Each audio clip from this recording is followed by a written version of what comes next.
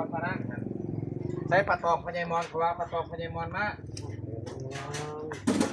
อย่าหอนนักดิป่านของเครื่องมันตั้งกับบ่ได้ใช่บ่บ่แต่ว่าใหม่ๆเลยพี่น้องเดี๋ยวเบิ่งได้บางทีจะเปล่าได้ผลกันได้เปิดติดตัวบัดนี่เดี๋ยวเขาอันนี้ออกก่อนที่ท้องเจ้าจะจดเอาออกก่อนนี่ต้องเท่าไรปลาใหม่ๆได้มาทิ้งรวมมันจากแม่น้ำบ้านเฮานี่พอขาไปขาเพิ่นมายืนรอขาหับสื่อปลามีปลาหลายประเภทพี่น้องมีปลาเพียปลาเคิงปลาปากปลาเปียนปลาหน่อยปลาใหญ่มีปะ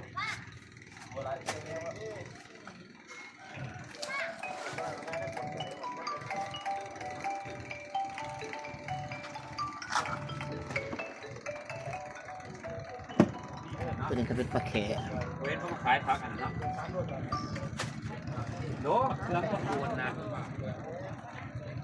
ข่าวจังโลไปนะข่าวอะไรมีแต่ปลาเพียตัวใหญ่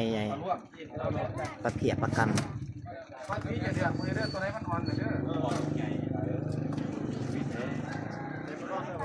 มีทุกมื้อ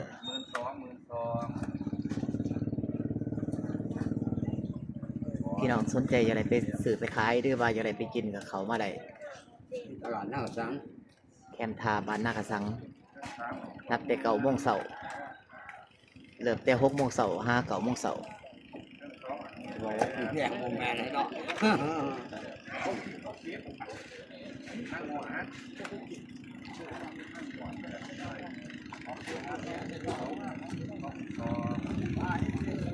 นี่พอขาเข้ามาหับสื่อติดเอาเป็นเข่งเลย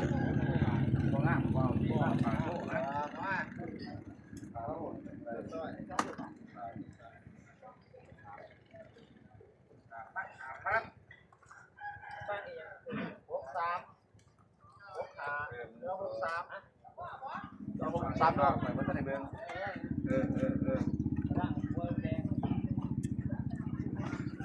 ปลาลวกปลาลวกปลาลวกปลาบาดเป็นติ๊กซิ่งหน่อยได้ไหมปลาคิดอะไรเบิ่งเนื้อแล้วหาเท่าไหร่แล้ว63แล้ว63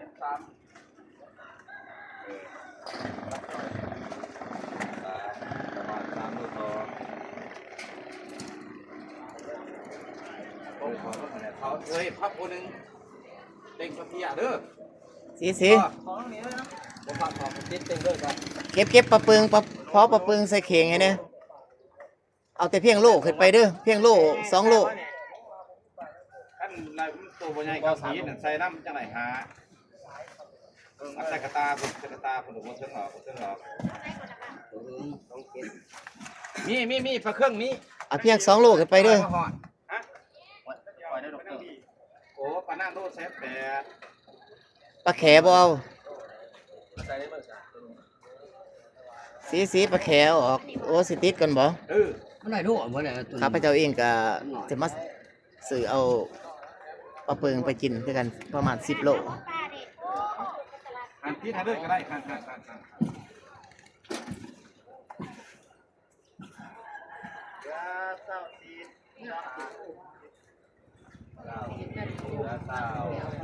โล2 ทีแป้งเขาเป็นยาวไล่สีเก็บออกเอา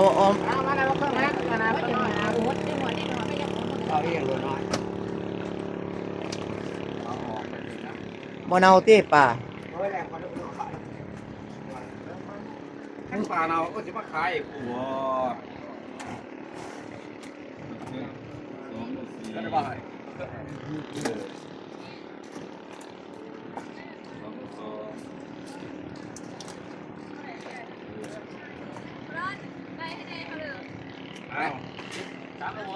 สิ่งนี้ที่มันโยกเต็ง60เลยว่ะ60ใส่ด้วย เบิ่งนั่งดิค่าเดียวมานี่3.6พูด300,000 เฮ้ยว้าวเราก็ไม่หรอกไปด้วยไปหน้ามันไปกินไปด้วยบอกแม่เจ้าเมือง2.6 หอยควายเด้บ่ให้บ่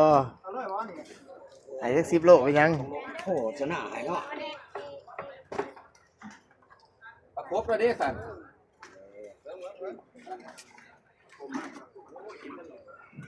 ตัวนี้เป็นประคบ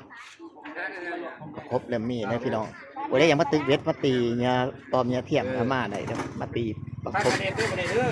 เอาดูเนี่ยบอกข้าวลูก ได้รถมาหน้าเดี๋ยวอันนั้นแหละงัวเจ้าถ้าประคบเต่งเลือดหันเต่งเลือดไปเดือดเอาประคบใส่เลยปลาง้วนหันประคบเหรอปลาคบปลาแดงใส่กระโดดตะปลาหน้างอกเอาออกคนนี้ได้ปะน่ะเต่งที่มันมีจักโดแล้วก็ลากหน้ามันงามเลือดไปเอาหน้ามาลาก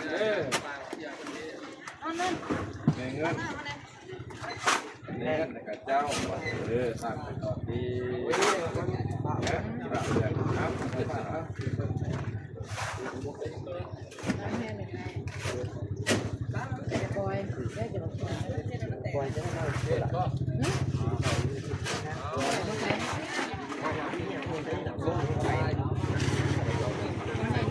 อาณามาลางก่อนมั่วอาณามาลางก่อนนะ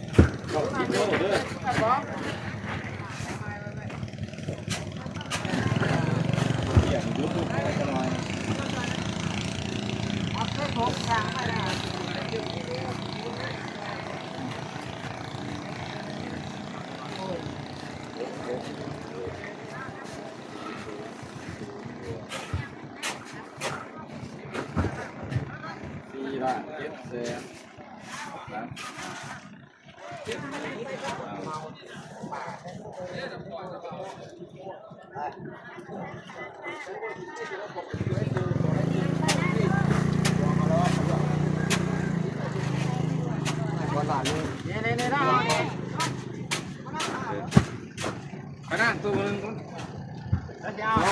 2.6